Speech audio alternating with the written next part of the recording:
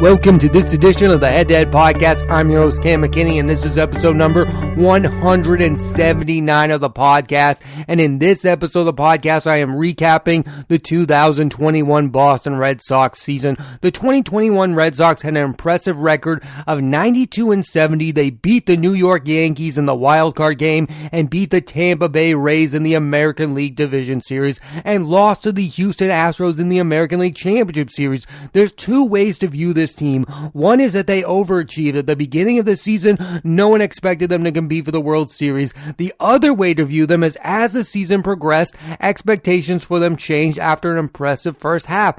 Either way you view it, this was a very good season for the Boston Red Sox. And the standouts for me are Rafael Devers. With the bat in the regular season, he had 38 homers and drove in 113 runs. If he had played more consistent defense, he would be an MVP candidate. I mean, after all these years in the league, it's kind of sad that he has not progressed defensively. But either way, he is a top 5 offensive player in all of baseball, and he should get his due. I hope he does get some MVP votes.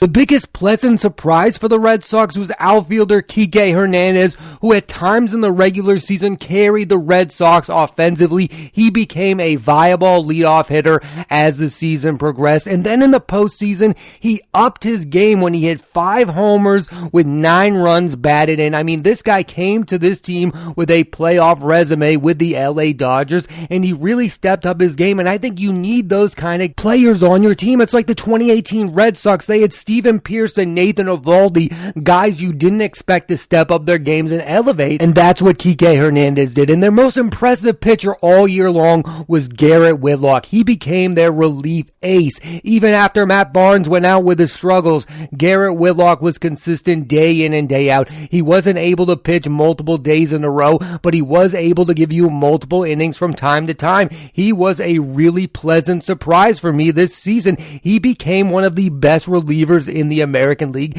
and one of the biggest reasons why this team was as good as they were. And two pitchers who really give me hope going forward for this Red Sox rotation are Tanner Houck and Nick Pivetta, who, like Kike Hernandez, stepped up their game in the postseason, and they almost turned the Red Sox biggest weakness into a strength. I also have to talk about the man who was the Red Sox ace all season long, Nathan Eovaldi. Yeah, he only went 11-9 with a 3.79, but I was super impressed by Eovaldi. I did not think the Red Sox were capable of being a good team with Nathan Eovaldi as their ace, but that's exactly what they were, and Nathan Eovaldi was a big reason why. He was the most reliable starter each and every start out, and without him, I don't think they would have been a very good baseball team. You need at least one reliable starting pitcher, and that's what Eovaldi was for this Red Sox team. Now, we're all in high spirits because of what the Red Sox were able to accomplish this year, but there are some big questions moving forward for this organization, and one of the biggest ones is who is the closer on this team. Matt Barnes had a career best first half and then had a terrible second half and was barely used in the postseason. And oh, by the way, he just got a contract extension. Adam Ottavino is entering free agency this offseason. They need to bolster their bullpen. Yeah, you have Garrett Whitlock, but what is his role going to be on this team next year? There's some question as to whether Whitlock is going to move into the rotation, because people forget Garrett Whitlock is a starting pitcher. And one of the only reasons he was in the bullpen in the first place is because he was bouncing back from Tommy John surgery. So is Garrett Whitlock's future in this rotation as a reliever or as a starting pitcher? The Whitlock situation might be a lot like the Jonathan Papelbon situation. I mean, people forget about this. Jonathan Papelbon was going to be a starting pitcher. He was Keith Foulke's setup man, and then he became the closer and he stayed in that role. But the same fate might be happening with Garrett Whitlock. I mean, we talk about these guys. Aroldis Chapman, he might be a starter. It doesn't matter. Garrett Whitlock has become a very viable relief pitcher. You might want to keep him in that role because the Red Sox do not have a good history of turning relief pitchers into starting pitchers. Look at Daniel Bard. The other thing looming over this team is JD Martinez. If he opts into his contract, will they re-sign Kyle Schwarber, who is a big factor down the stretch? I think they would rather have Schwarber at this point, but I don't think both guys are going to return. So if JD Martinez is back on this team, I don't expect Kyle Schwarber to be back. It doesn't make any sense to have two bona bona fide DHs on a team for a 162 game season. It did down the stretch. You were able to be good, but I don't think you could survive that way for a full season. We also have to have a frank conversation about the future of the Red Sox defensively. You can have a bad defender on the team. You can't have multiple. What I would do is move Devers to first base and give Bobby Dahlbeck a chance to play third. As for Bogarts, I'm fine with him at shortstop. As for Renfroe in the outfield, he's got a cannon for an arm, and I think he's an average outfielder otherwise,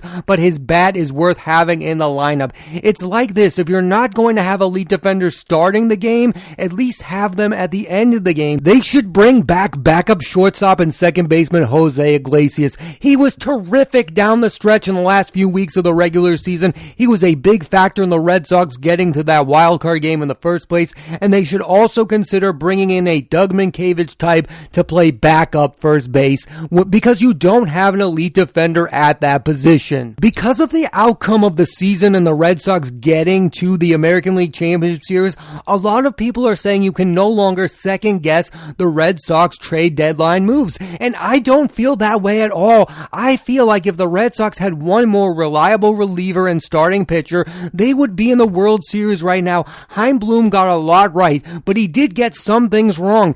Garrett Richards was not what you wanted, and now the team has to decide whether or not to pay Eduardo Rodriguez some big money. Do you know who the Red Sox should have gotten this past offseason instead of Garrett Richards? Charlie Morton. Look at what Morton is doing for the Atlanta Braves. He is now he is injured right now, I get it, but guess what? He would have been a huge factor for the Red Sox in this regular season. He would have been their second best starting pitcher behind Nathan Eovaldi. Yes, you have Chris Sale, but you don't know if he's going to bounce back next year for a full season. Chris Sale looked very impressive in that final start, but I don't know what Chris Sale is going to be moving forward, so you need to add depth to that rotation. I'm not saying that they should have gone after a Jose Berrios or a Max Scherzer. I think at the trade deadline, they should have traded for a reliable starting pitcher. I will say some of the moves they didn't make really panned out, like not going after Craig Kimbrel was the right move because Kimbrel is not a setup guy.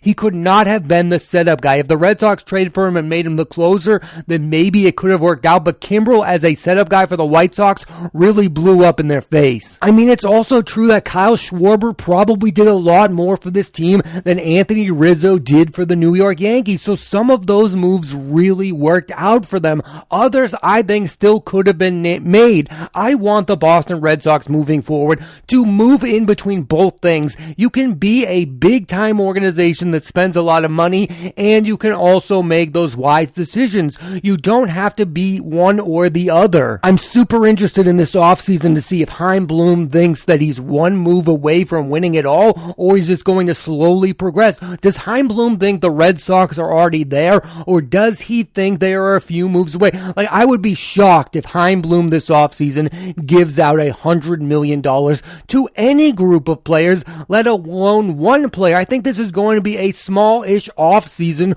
for the Red Sox, and we'll see if that's the right move or not. One of my beliefs is after having a successful season and being close to a championship, you try to make that one big move that's going to put you over the top. Remember the 2003 Red Sox? They had just lost to the Yankees in 2003. Well, that Red Sox team was super aggressive that offseason. They went after A-Rod. They were really close to getting him. And then they brought in Curt Schilling and went on to win the World Series. I want to see that type of aggressive move put the Boston Red Sox over the top. I want there to be an offseason move that goes, wow, they are really title favorites right now, and I don't think that's going to happen, and I do think if it doesn't happen, that's the wrong move. I understand Chaim Bloom's approach of not wanting to trade away prospects, but you can still spend some money in the offseason and fill your needs. I hope he does so this offseason. Now I want to talk about the biggest winner of this season, and it's not Chaim Bloom, it's Alex Cora, because after serving his suspension last year, the Red Sox were in last place. Then he returns and they make the American League Championship Series. And like it or not, Alex Cora is thought of as a baseball genius. Real or not, he is thought that way. And the most fascinating thing about him is he is given more credit than other modern managers. I mean, Kevin Cash and Dave Roberts are thought of as lackeys to analytical front offices, while Alex Cora is actually given credit for the moves he makes, and I have no idea if that's actually based in reality. Does Alex Cora have more say on what the Red Sox do than Dave Roberts has on what the Dodgers do? Does Alex Cora have more say on what the Red Sox do than Kevin Cash has on what the Rays do? I have no idea if any of this is based in reality, or we just want to view this guy as one of the best because we're Boston and we love him. I don't know. I also think you can make the argument that he's the best Boston coach right now. Belichick is struggling without Brady. Brad Stevens is gone from the Celtics. Cora is the guy right now. He is the guy we think of. He has that winning cachet. We think he has all the answers. I mean, I thought he was going to come back and they were going to improve a little. Like, I thought they were going to be a 500 team, maybe an 85-win team, but no. The fact that they went from last to the American League Championship Series like that, like boom, that's super impressive. And whether you think he's a cheater or not, Alex Cora has it when it comes to this team. Maybe he only connects with this group of players, but Alex Cora is one of the best managers in all of baseball. I don't think you can argue that anymore. He is one of the lone managers in all of baseball that is the face of the organization. When you think of the Boston Red Sox, I think you think of Alex Cora before you think of Xander Bogaerts, before you think of Rafael Devers. We don't think of Aaron Boone when we think of the Yankees. We think of Cora when we think of the Red Sox. That is a very unique position to be in. These other guys are not the face of their organization. Dusty Baker is far from the face of the Houston Astros. He's got that old school baseball manager cachet like Joe Torre did, but he's managing in the modern times. It's a very unique position for Cora to be in. I think he has all the power right now in that Red Sox organization. He is the face of that organization. What a huge bounce back season for him. I think he proved all the doubters wrong. And more importantly, he proved once again that he's going to be the manager of this team for the next decade. I mean, when he came back, I thought, oh, maybe they'll bring him back for a year or two to see if it works and then he'll be gone again. No, he has solidified his future with this organization. He's more than just a one-hit wonder. He's more than John Farrell winning a World Series and then never getting back there. This guy is it. He is the future of the Boston Red Sox, and I hope this time things go right for him. When a team overachieves like the Red Sox did this past season,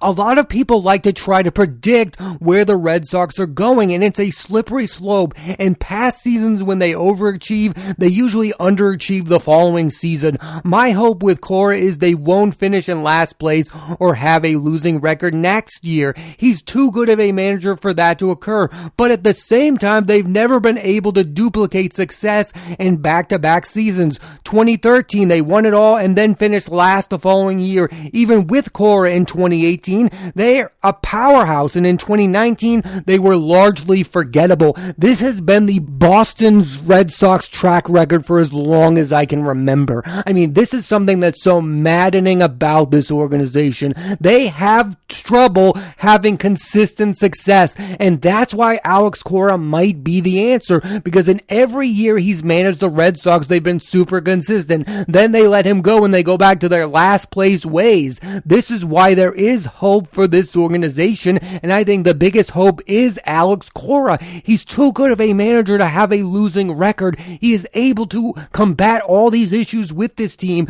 The fact they don't have a great rotation, the fact that they're not a great defensive team. He is a great manager of people, and that's why he's the right fit for this Red Sox team. But I think the biggest reason why they always struggle the year after having a large amount of success is because in the offseason, they do nothing. They win the World Series in 2013 with a group of role players like Mike Napoli and Shane Victorino, and then they go on their celebration, and then in that offseason, they do absolutely nothing to try to repeat. They are too happy in victory. This offseason, they need to make some big moves, or they are going to struggle like these past teams have. The Red Sox have been too happy in success. You need to keep trying to improve. Look at the LA Dodgers. They won the World Series, for crying out loud, last season, and then in this trade deadline, they trade for Trey Turner and Max Scherzer. They will do anything to try to win. That is what I want for the Boston Red Sox,